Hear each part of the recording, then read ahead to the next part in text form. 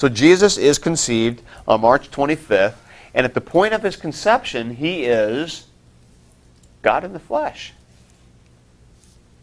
From the point of conception.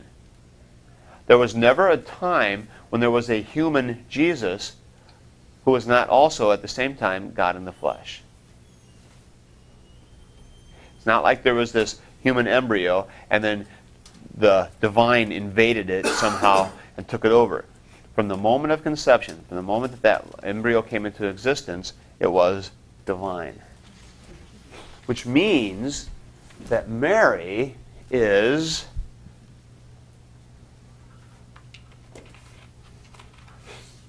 the mother of God. True or false? True. To an extent. True. Is that? Isn't it kind of to an extent? It's what? To an extent. To an extent. Well, is she? Yes. Is Mary the mother of God? Yes. Yeah. In Greek it comes out as Theotokos. And you need to know this term. You'll run across it from time to time. Theotokos. Greek for God-bearer.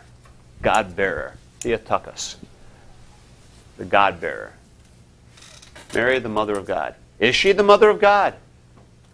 Yes. Yes. God in the flesh. God incarnate. So when Jesus is born, God is born. Mary is giving birth to God.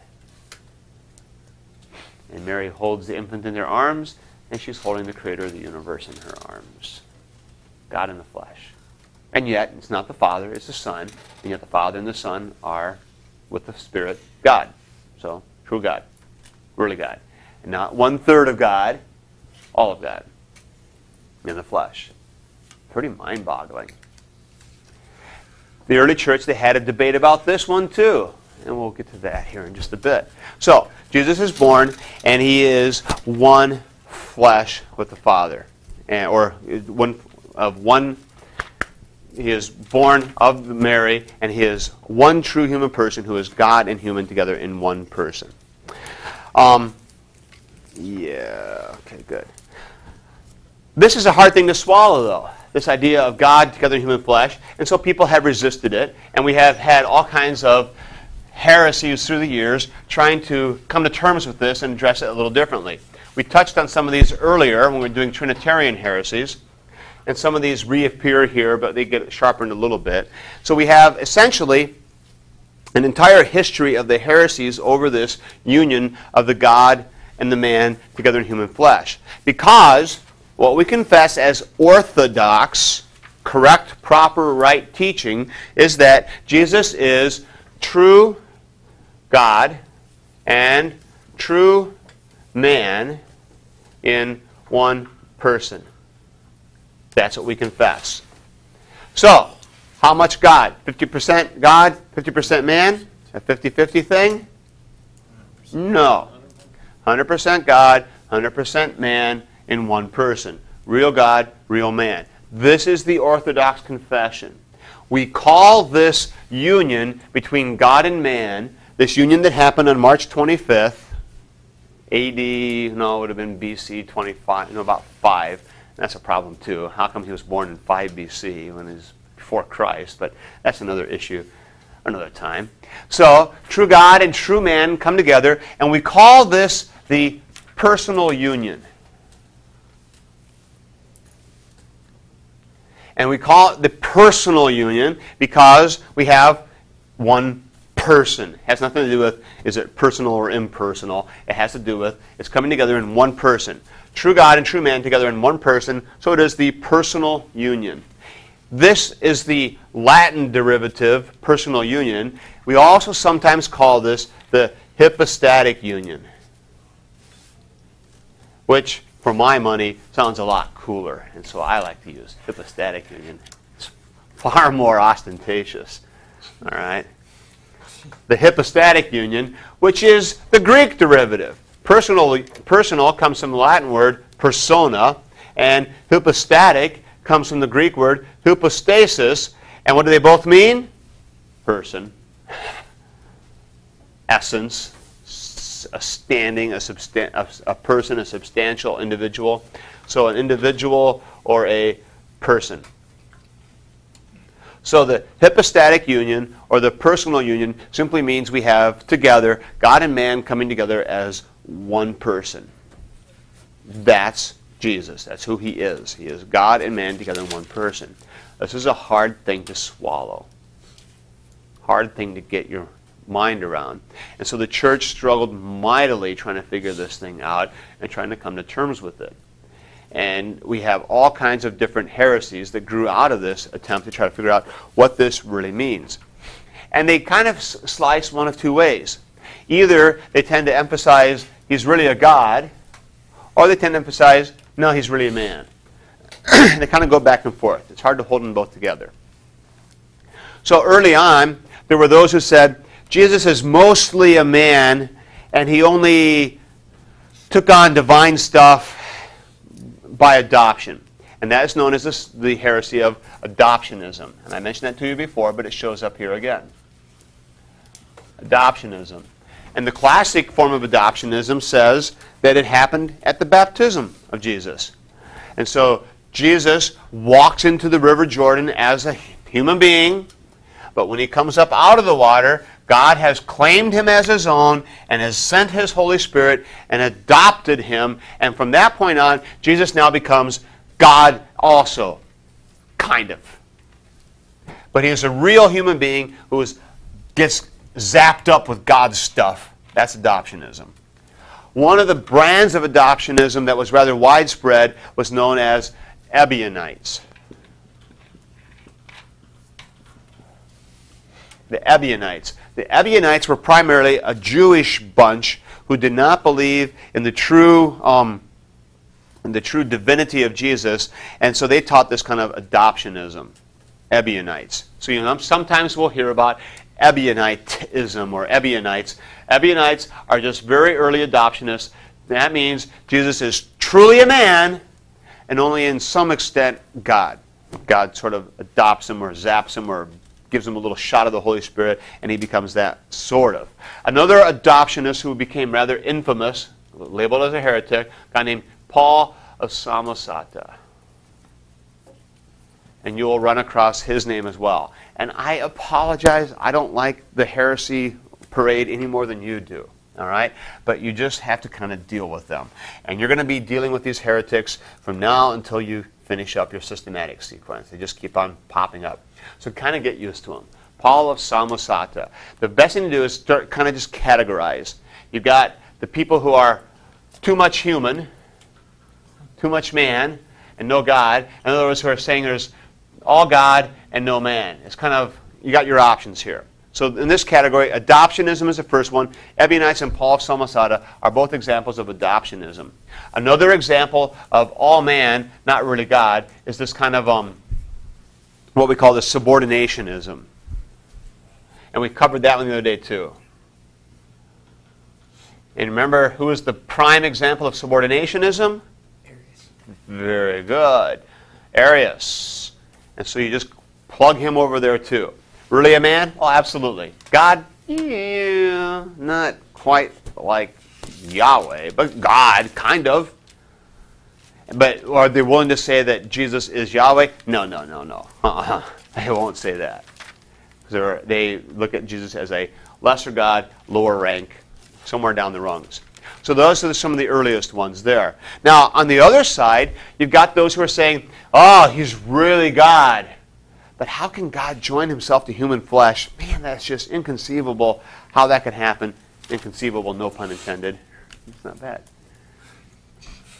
How can you join the human flesh to the conception? Come on. Inconceivable that he could be God and man together. It couldn't happen. All right. So they said what in fact you have going on here is Jesus only appeared to be human. And this is known as Docetism. Docetism comes from a Greek word, dokeo, and the Greek word dokeo means it seems, it appears. So Docetism taught that Jesus only appeared to be human. In fact, he was really God, and God's a spirit, and so as the truly spiritual God, he was just kind of walking around being God, and he looked human. what I liken it to, and I think the best way for me to understand it is, they looked at Jesus as more or less a hologram. Jesus is kind of a holographic projection. And so the disciples thought they saw him and thought they were talking to him. And he seemed to be human, but he wasn't. He only looked that way. It was just kind of a pretend. So that when Jesus went back to heaven, the hologram just disappeared and there is no body. And what this solves is the problem of how can God be in a human body? For Docetism, easy. He wasn't. Yeah. Well, I think I just misheard what you were saying. So in Docetism, what you're really looking at is Jesus was not man. He was Right. just God. Just God. Right. And that's where the hologram comes in. Right. He appears to be a human being, but he's not really. He's not a real man. He's human in appearance only. And what you're solving there is the problem of how God becomes human. Well, he doesn't. It just doesn't happen. Yeah. Isn't this why some people deny the virgin birth? Go ahead. Because that Adam was created in the image of God, and then we were all begotten of Adam, contaminated and sinful, until Christ, who born of the Virgin by the Holy Spirit, is in the image of God again. Only more so than Adam. Like the better Adam, the second Adam, the right one. Yeah. True.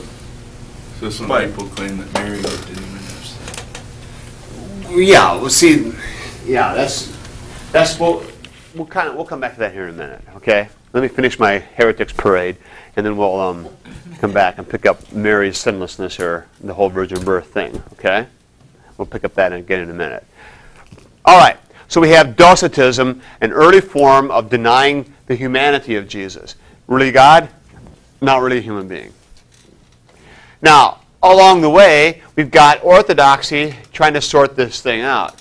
And the first real attempt, we've already covered this, of Orthodoxy trying to sort this out, came in 325 at the Council of Nicaea, when Arius is run out of town and said he's wrong. And of course, I told you he wasn't run out of town. He actually kind of carried the day. But at least the Orthodox Church says Arius is wrong.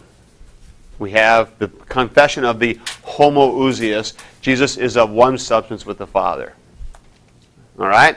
So that's where Orthodoxy deals with this. And their subordinationism, no. Adoptionism, no. Docetism, no. These are all considered to be wrong teaching because they're not fully understanding that Jesus is truly God and truly man together. Now, along comes another attempt to try to sort this out, and that was also on the side of emphasizing the divinity that's known as Apollinarianism. Apollinarius was actually a teacher, and Apollinarius was trying to sort out how it is that we could teach that God became a man, and so what he came up with was something like this. He said, all right, so Jesus is a real human, no problem. He's got a human body, and he's physically a human. And how this happened was then, at the Incarnation, what took place was that the human body was joined by the Logos, or in other words, the divine Spirit. And so the Logos drove out and replaced the human soul. And so according to Apollinarius, and this makes pretty good sense. If a human is body and soul, so then how can we say that Jesus is body, or is human and divine at once? Well, real easy. Human body, divine soul, covered. True God, true man. Got it. And Apollinarius thought he had arrived at the truth. Trying to sort this thing out and trying to get to the right answers. Did Orthodoxy buy it? No. What's wrong with this? Jesus still had a soul. What's that? Go ahead. Still had a soul. I mean, you still want to be 100% human. You have to have. All right. body Good. and soul. Good. But that's what Adam and Eve were created with body and soul, and if we're created in His image, that means the soul is corrupt. I mean, it's really easy. Excuse me. We said yesterday, the human is by definition a soul and a body together. That's what makes a human a human. So if a human is, by definition, body and soul together, if I have a human that doesn't really have a soul but just has a divine spirit, is he really a human? And the conclusion of the church was, no, he's not. And so Apollinarianism was labeled another heresy. And he was dealt with in 381 at the Council of Constantinople. And the church there said, no, Apollinarianism is wrong. Jesus has a true human body, and he has a true human soul. That's the way it is. And so the church says, well, we got to we're still trying to sort this thing out. How can we say then, really God and really human at once? And so the next attempt was a guy named Nestorius. And we call it Nestorianism. And Nestorius said, well, we have body, a human, true human, and a true God, but they're joined together in a kind of rather mechanical way. And sort of like two boards glued together. That's what Nestorius said. So you have the two natures in one person. Okay, we got that. But the natures are rather loosely joined, like two boards just kind of stuck together. That's the personal union, he said. But the church said, no, because the union is even more intimate than that. And it's not like you've got sometimes Jesus is doing, I'm a human now, and then sometimes where, okay, now I'm God. It doesn't work that way. He's Christ, and he's functioning as one person. So what Nestorius tended to focus on was the two natures part of this, and he tended to downplay the personal union or the hypostatic union, and didn't emphasize that nearly as much, because he wanted to retain the full humanity. And Nestorius' argument went something like this. You know, if we try to let God loose in a human being, the human being would just be blown away by that, and no human being could handle God really coming fully into him. And so that's why the human being has to kind of just stand separately by itself, and then the divine exists next to it, but they really don't mingle, otherwise we would have a real mess on our hands and it wouldn't really be a human being anymore. That's Nestorius' argument. Now, did the church buy it? No.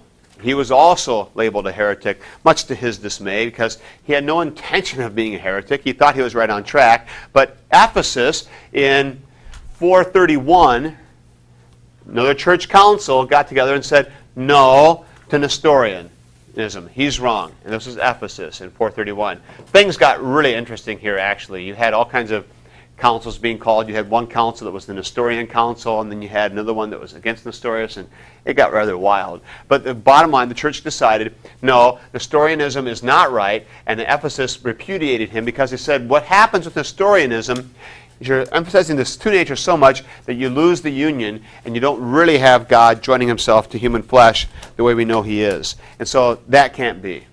So that has to be eliminated. So no Nestorianism. 431 got rid of that. Now, you have the other side of the coin, and actually these guys were almost contemporary, a guy named Eutyches. And this is Eutychianism.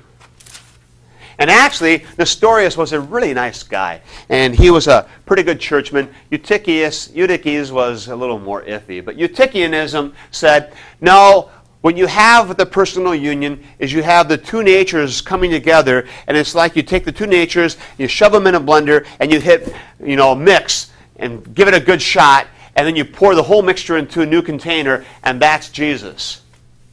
And so he said that they have the two natures, yeah, but the one person is what really matters. And in fact, he said that what you have is a new thing.